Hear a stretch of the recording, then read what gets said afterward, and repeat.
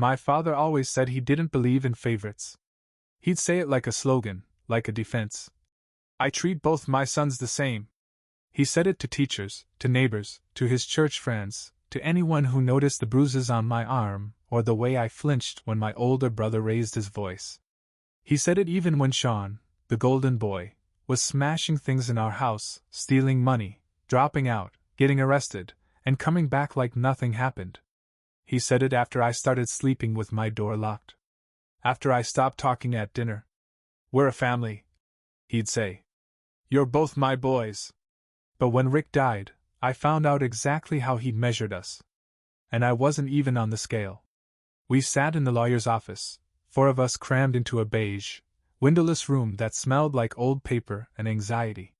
My aunt was there, and my mother, Susan, stone-faced, clutching a handkerchief she hadn't used. Sean slouched in the corner like it was some inconvenience to be summoned for this. I sat closest to the table, just trying to breathe. The lawyer read through the formalities first. Bank accounts. Investments. Then the house in Fairfield.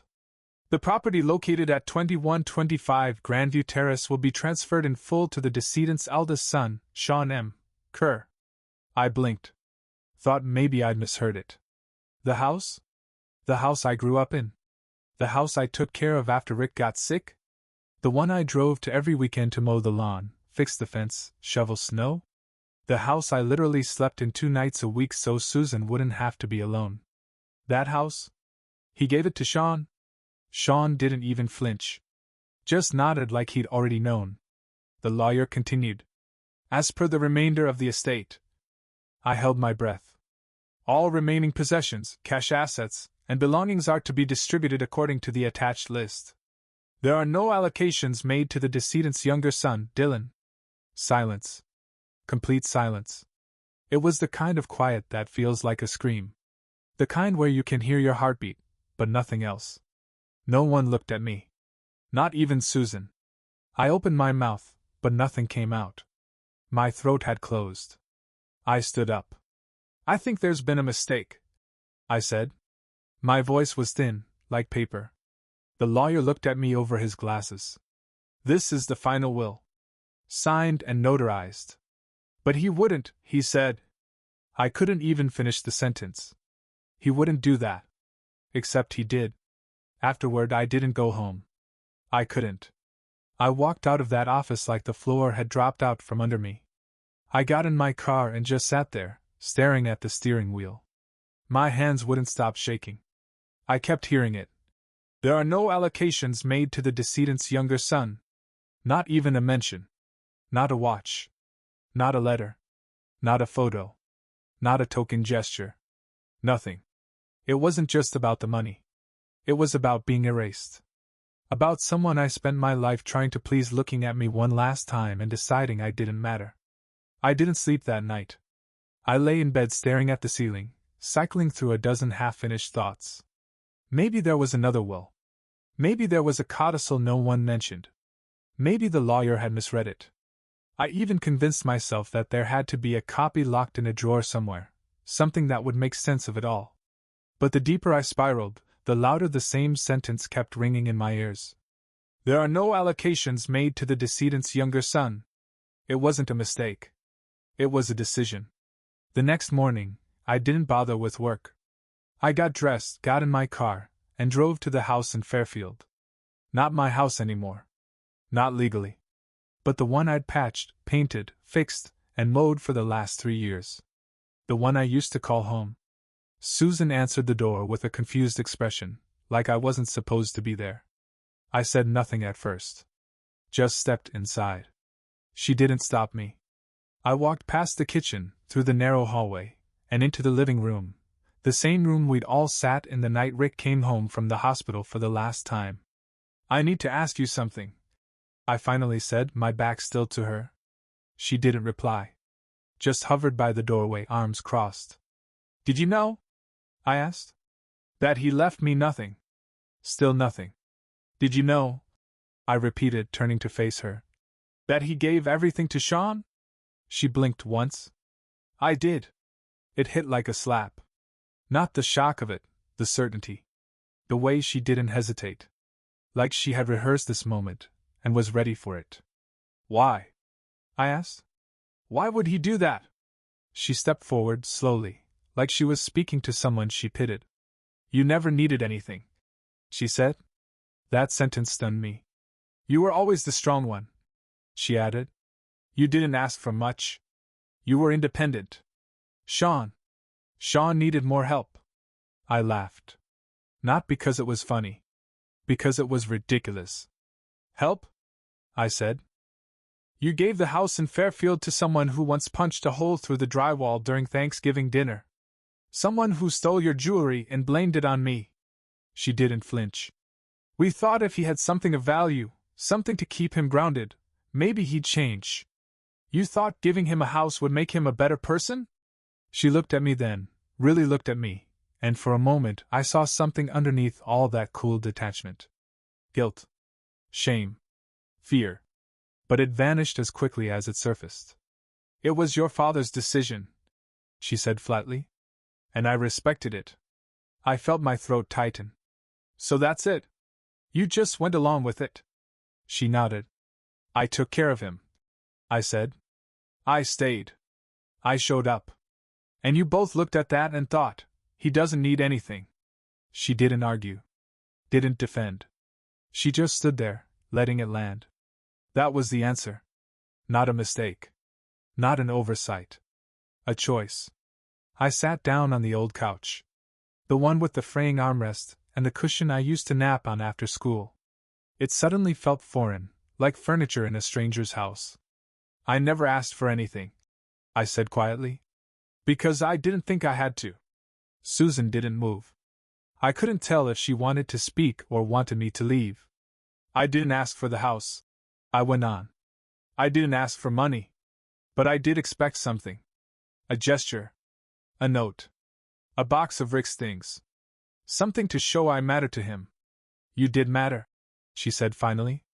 Just differently. I shook my head. That's the thing. I don't think he knew me at all. I didn't go back for weeks. After Susan told me, with a straight face, that I didn't need anything, and that Sean needed a leg up, I walked out of that house in Fairfield like I was walking away from a funeral. Not for Rick, but for the last shred of belief I had in my family. And for a while, I stayed quiet. I didn't answer their calls. Didn't respond to Sean's smug little, "It's not a big deal" text. I stopped paying the mortgage. Stopped picking up groceries. Stopped showing up to fix leaky faucets or shovel snow or bail them out. If I was invisible in the will, then I figured I might as well start acting like I didn't exist. It took about 10 days. 10 days of silence before the first real sign of panic showed up. A message from Rick. Property taxes due next week. Let me know. No greeting. No context. Just the assumption that I'd still be footing the bill like nothing happened. I stared at the screen, let the irony settle in, and typed back. I'm sure Sean will handle it. Since the house is his and all. It took 5 minutes before my phone rang. I didn't answer. Then came a text from Susan. Dylan, please don't do this. Can we talk? And for once, I didn't feel guilt. I felt nothing. Because now that the free ride was over, they wanted to talk. Sure. Now they had time. That night, I got a message from Sean. Of course. Dude, why are you being dramatic? It's not even a big deal. Just help them like you always do. I laughed out loud. Not a big deal. I typed back. You're the one who inherited everything. Use some of that money. He replied almost instantly. You know I don't have that kind of cash right now. Of course he didn't. He never did. The next day, I got a bank transfer request. $3,500. No note. No explanation. Just a cold, shameless demand from Susan for the exact amount of their mortgage shortfall. I declined it. Less than 5 minutes later, another text. Dylan, I know you saw the request. Why did you decline it? I typed back. Because it's not my responsibility. Try Sean. And then, they showed up. Uninvited. Unannounced. I was at work when my building's front desk called. Hey, Dylan, Your parents are here. They say it's an emergency. I nearly dropped the phone. Don't let them up, I said, pinching the bridge of my nose. Tell them I'm not available. The receptionist hesitated. They're being kind of persistent. I closed my eyes. Of course they were. Another text from Susan. We're downstairs. Open the door. No question. No apology. Just another demand. Then another. We're not leaving until you talk to us. I went downstairs. And there they were. Susan, Rick, and Sean, standing like a damn intervention team. Susan clutched her purse like it was a stage prop. Rick looked annoyed, not ashamed. And Sean, leaning against the wall like he'd rather be anywhere else.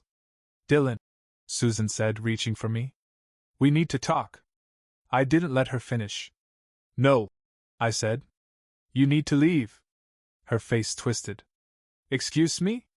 You heard me. Rick stepped forward. You're really going to let us lose the house over this grudge? I laughed. Cold and honest. Oh, you mean the grudge where you left me out of the will after I paid your mortgage for 3 years? That one? You want help? Ask your heir, I said, nodding toward Sean. He looked like he'd swallowed a lemon. I didn't ask for this, he muttered. No, I said. You just benefited. Like always.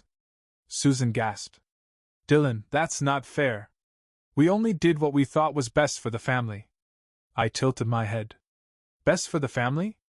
You mean best for Sean? Just say it. Silence. Long, heavy silence. Sean, who had been weirdly quiet, finally spoke. Look, man, I didn't ask for anything. I turned to him and let loose. No, you just sit back and take everything that's handed to you.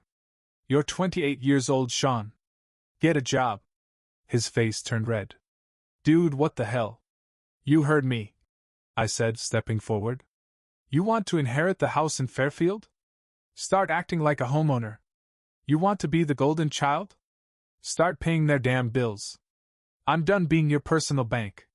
Sean looked away, suddenly fascinated by the sidewalk.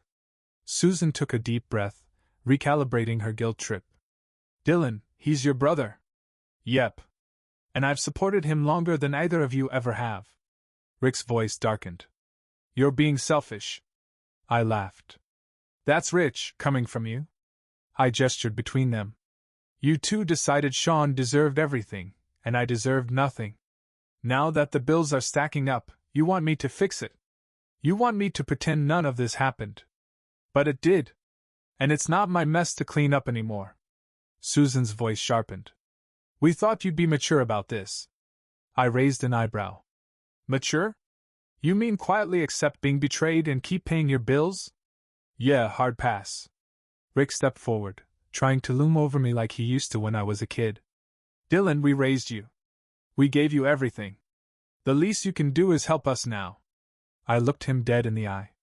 I already did. For years. And you repaid me by cutting me out. Susan's lip trembled. We thought you'd understand. I exhaled, shaking my head. Oh, I understand perfectly. I understand that I was never really family to you. Just a wallet. More silence. Thick and suffocating. I turned to Sean. What's your excuse? You had years to grow up, to get your life together. And you didn't. Because you knew they'd always take care of you. And when they're gone, you just expected me to pick up the slack, huh? Sean snapped. What do you want me to say, man? I didn't ask for this. I nodded slowly. Right. You didn't ask. You just benefited. He opened his mouth. Closed it. Nothing. Susan tried one last time. Dylan, we're family. Family takes care of each other. I stared at her for a long moment. Exactly. So why didn't you take care of me? That shut her up. No words. No comeback. I let out a slow breath, feeling lighter than I had in years. We're done here. I turned and walked back inside, closing the door behind me. Before I even made it back to my couch, my phone buzzed. A new text from Rick. Wow. After everything we've done for you, you're really going to abandon us? I smirked and typed back. No. You abandoned me. I'm just finally accepting it. I hit send. Then I blocked their numbers. I sat on the edge of the couch, staring at my phone for a long time after blocking them. My heart wasn't racing. I wasn't shaking. I wasn't even angry anymore. I was just tired. Tired of playing the responsible son. Tired of being the safety net. Tired of always doing the right thing while being treated like a spare part in my own family. I had done everything they ever asked of me, and then some. I worked through holidays. I skipped vacations to help them with bills. I stayed up late fixing leaks and unclogging drains and taking calls about broken appliances they never learned to use. And in the end, all I got was a pat on the back and a one-line omission in Rick's will. They didn't just exclude me from the inheritance. They excluded me from being seen. They looked at Sean, lazy, jobless, 28 and still acting like a teenager, and thought, "We need to protect him." But me? The one who held everything together? They thought, "He'll be fine." Well, they were wrong. Not because I wasn't capable. But because being fine isn't the same as being okay with being used. I wasn't okay. So yeah? I blocked them. Not out of anger. Out of survival. At first, I thought blocking them would be the end of it. No more texts. No more guilt trips. No more surprise appearances. But I underestimated one thing: they still had social media. Within days, my Facebook started lighting up, not with messages, but with public posts from Susan and Rick. Posts that were vague, manipulative, and full of thinly veiled shots at me. Susan posted something like, "It's so heartbreaking when your own child turns their back on you. We raised him with love. Families should stick together." Dozens of her friends liked it. Some left comments like, "You did your best, Susan," or, "Kids today have no respect." Then Rick chimed in with his own gem. "So-called family should never abandon you when you need them most. We gave everything we could." And just to really drive it home, he tagged me. I stared at that post for a long time. I didn't cry. I didn't rage. But something in me cracked open. They weren't just trying to guilt me anymore. They were trying to ruin my name.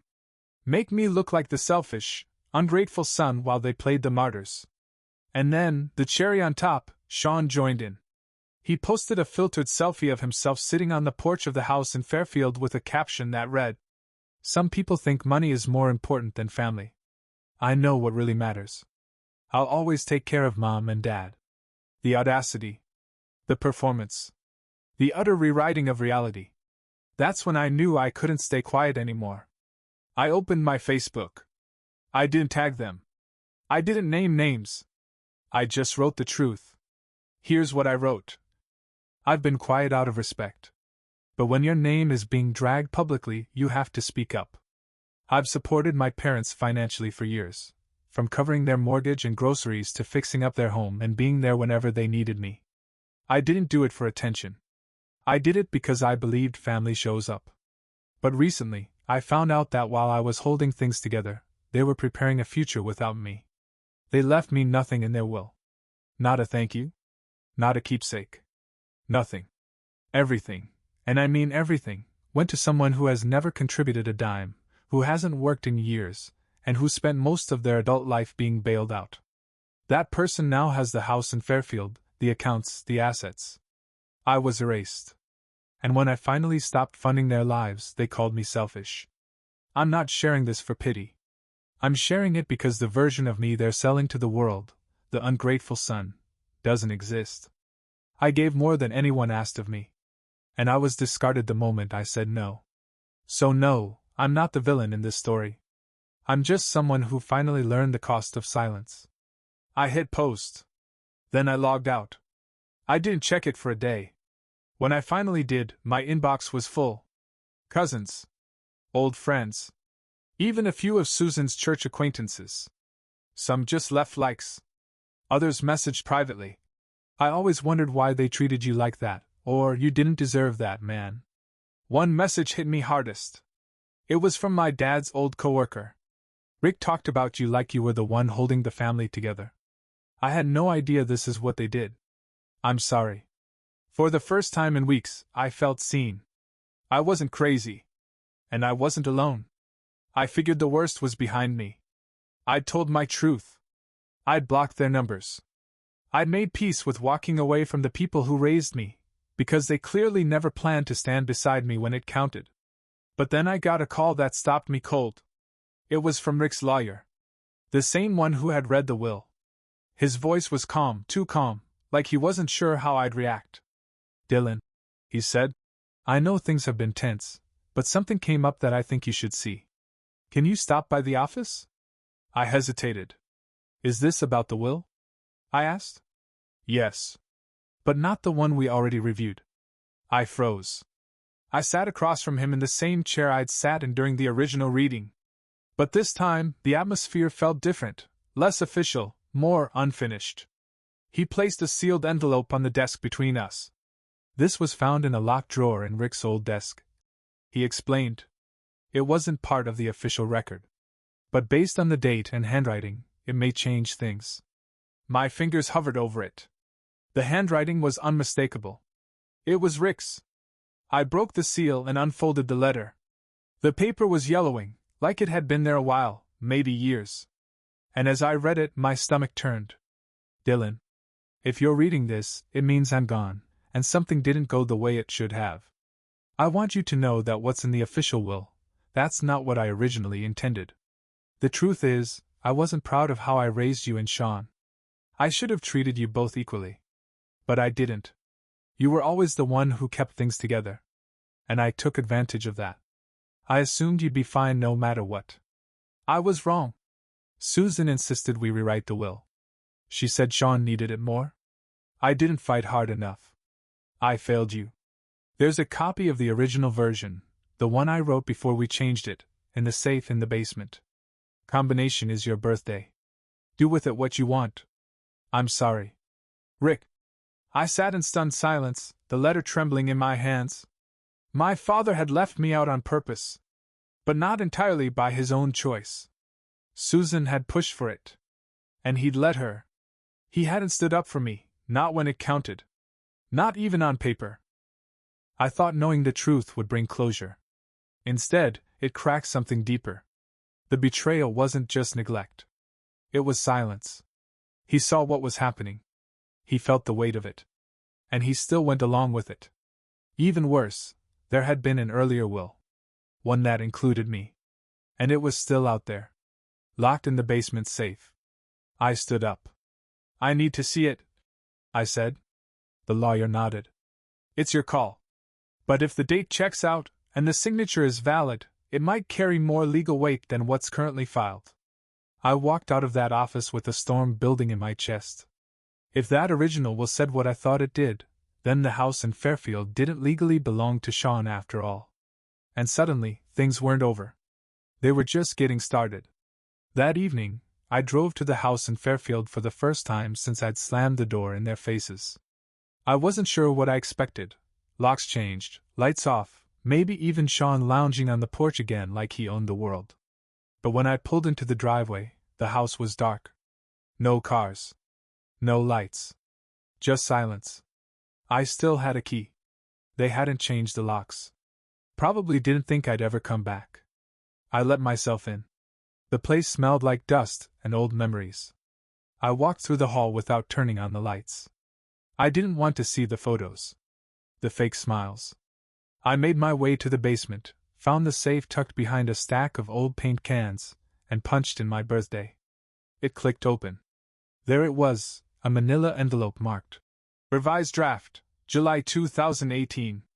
I pulled it out, sat on the basement step, and opened it under the glow of my phone flashlight. My name was on the first page. My full name. As beneficiary. For the house. For the savings. For everything. And just like that, everything I believed about my place in this family shifted again. Not because it made me feel chosen, but because it proved I hadn't imagined the bond one thought we had. Rick had once meant for things to be fair. He just hadn't had the strength to make it stick. But I did. The next morning, I called the lawyer. "The document is real," he confirmed. "Signed and dated nearly a year before the version on file." I asked the question I'd been circling for hours. "Does it change anything?" There was a pause. Potentially everything. I didn't tell Susan or Sean I was coming. I wanted them to see my face before they heard the news from anyone else. When I pulled up to the house in Fairfield, the driveway was full, Sean's car, Susan's SUV. They were home. I rang the bell and waited. Susan opened the door. Her face twisted when she saw me. Dylan? I found the safe. Her eyes flicked to the envelope in my hand. What? I stepped inside without asking. I found the original will. The one Rick wrote before you talked him out of it. Sean appeared at the top of the stairs. What the hell are you talking about? I held up the envelope. This document says everything comes to me. The house. The accounts. All of it. Sean scoffed. You've got to be kidding me. Nope. Lawyer says it predates the filed version. Which means it could be legally binding. Susan looked like she'd been slapped. You're trying to take the house away from your own family? She said. I stared at her. You mean the house you took from me first? Susan's jaw clenched. That will wasn't valid. We talked about it. Rick changed his mind. No, I said, holding the envelope steady. You changed it for him. He even said so, in the letter he left behind. He didn't fight you. And that was his mistake. Sean stomped down the stairs, face flushed. So what, now you're gonna sue us? You gonna evict your own mom and brother? I didn't flinch. I haven't decided. He laughed bitterly. You're insane. I'm done being taken for a ride. I snapped. You all made decisions behind my back and left me out like I was some stranger. Now you're angry because I found the truth. Susan tried a softer tone. Dylan, think about what you're doing. This is your family. I stared at her. Then maybe you should have acted like it. There it was again, that silence. That realization they no longer had control. I'll give you a few days, I said finally. Talk to your lawyer. Make peace with the idea that this house might not be yours anymore. Susan stepped forward. We'd be homeless. You still have Sean, I said, turning to leave. Let him take care of you. As I walked out, Sean shouted, You're nothing but a greedy. I turned back. No, Sean. I'm just finally playing the game by your rules. Outside, the sun was just beginning to set. My phone buzzed with a message from the lawyer. We can begin proceedings to challenge the filed will. If you're serious, I'll prepare the paperwork. I stared at it for a long time. And then I typed back. Do it. I sat in my car for a while before driving off. The envelope lay on the passenger seat like a loaded weapon. I kept glancing at it, half expecting it to disappear. Like maybe this was all a trick, a final delusion before I woke up in the middle of another sleepless night. But it was real. I could take everything. I could make them move out. Sell the house. Liquidate the assets. Part of me wanted to do exactly that. To burn the whole foundation they'd built on my back. To force Sean to work a job for the first time in his life. To make Susan live with the consequences of her favoritism. But another part of me, the part that still remembered birthdays and late-night drives to the hospital and old home videos of laughter, that part wondered if justice and peace could exist in the same ending. What would make me feel whole? Taking the house? Or just knowing they finally saw me? The truth was, I didn't know yet. But for the first time, I was the one with the choice. And I wasn't going to let them take that from me again. It took weeks to go through the legal motions. The lawyer filed the petition to contest the existing will, citing the original version Rick had signed and stored. The letter helped. The date helped even more. Susan and Sean lawyered up quickly. At first, they tried to fight it.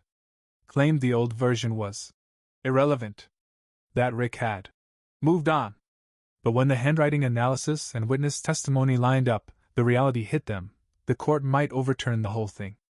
And if that happened? Sean would lose everything. The house in Fairfield. The accounts. His free ride.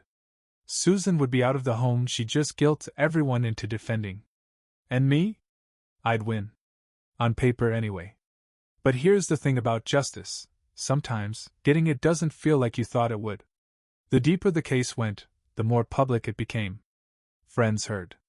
Relatives whispered. Neighbors took sides. I was brave to some, petty to others. But the only opinion that mattered was mine. And I couldn't lie, part of me wanted revenge. Badly. I had spent years watching them ignore me, drain me, use me, and then toss me aside like I never mattered. Taking back what they tried to steal felt like justice. But on the night before the final hearing, I sat alone in my apartment with both wills laid out in front of me. One made me a ghost. The other made me the heir. And for the first time since Rick died, I felt something I hadn't allowed myself to feel. Sadness. Not for them. Not for the house. For the fact that it ever came to this. The next day, I met Susan and Sean outside the courthouse. Their lawyer stood next to them, papers in hand. I held a small envelope, my own copy of the original will. I didn't say anything right away. Just handed the envelope to their attorney. "I'm dropping the case," I said. Sean's jaw dropped. "Wait, what?" "I'm not going to take the house," I said. "But I'm not coming back either." Susan looked confused. "Then why go through all this?" "Because I needed you to know I wasn't lying," I said. "That I was supposed to be part of this family. That Rick knew it too." She started to speak, but I held up my hand. "I don't want anything from you. Not your money. Not your guilt. Just distance." Sean shook his head. "So this was all for show?" "No," I said. "This was for me." I turned and walked away, ignoring the stares from everyone around us. Weeks passed. The house stayed in Sean's name. I heard they tried to sell it but couldn't get the price they wanted. I didn't care. What mattered was something deeper. For the first time, I'd chosen myself. Not revenge. Not reconciliation. Just peace. Sometimes, the cleanest break is the one you don't let them sew shut again. And if you're reading this wondering if you should finally walk away, let this be your permission. You don't have to keep setting yourself on fire to keep people warm. Especially not family. It's been months now. No calls. No texts. No more passive-aggressive posts. Just silence. And I've filled that silence with new things I choose. A better apartment. Friends who show up for me. Even therapy, where I'm finally unpacking years of resentment I didn't realize I was carrying. Sometimes, I still drive past the house in Fairfield. I don't stop. I don't slow down. I just glance in the rearview mirror and keep driving. Because I'm not the boy who used to fix their gutters. I'm the man who finally fixed himself.